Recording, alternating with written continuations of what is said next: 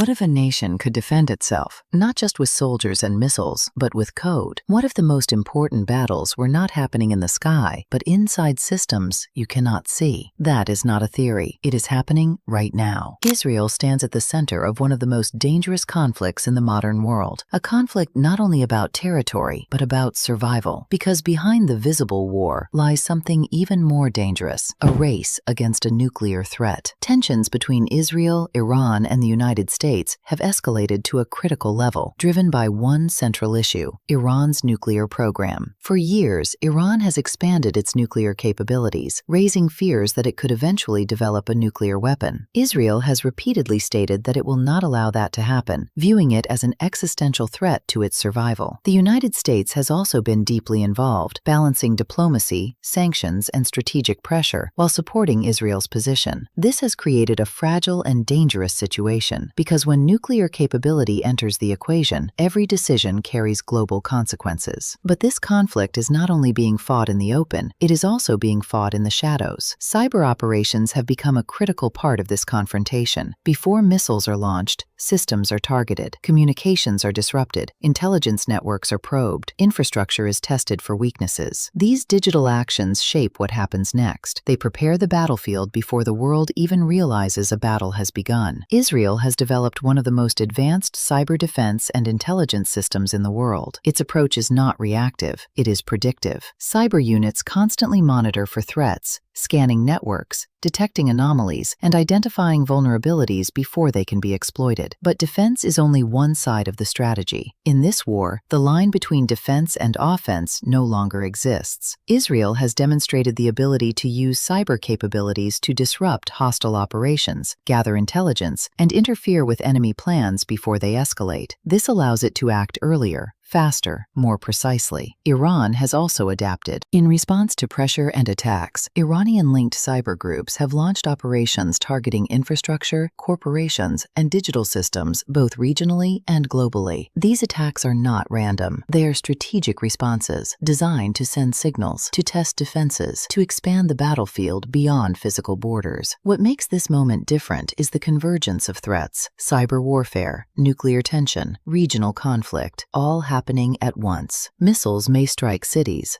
but cyber attacks strike systems. They target electricity, communication networks, transportation systems, financial operations. And when those systems are disrupted, the effects spread instantly. This is why Israel operates across multiple layers at once: physical defense, cyber defense, intelligence operations, information control, each layer reinforcing the other. A cyber alert can prevent a physical attack. An intelligence breach can expose hidden plans. A disruption in one domain can shift the outcome in another. This is not traditional warfare. It is integrated warfare, and it moves fast. Faster than governments can respond, faster than systems can adapt, faster than the public can understand. By the time an attack is recognized, its effects may already be spreading. That is what makes this form of conflict so dangerous. There is no clear beginning, no clear boundary, no clear moment when war officially starts. Only escalation, layer by layer, step by step, until it becomes impossible to separate peace from conflict. And that is what we are seeing now. Not just a war between nations,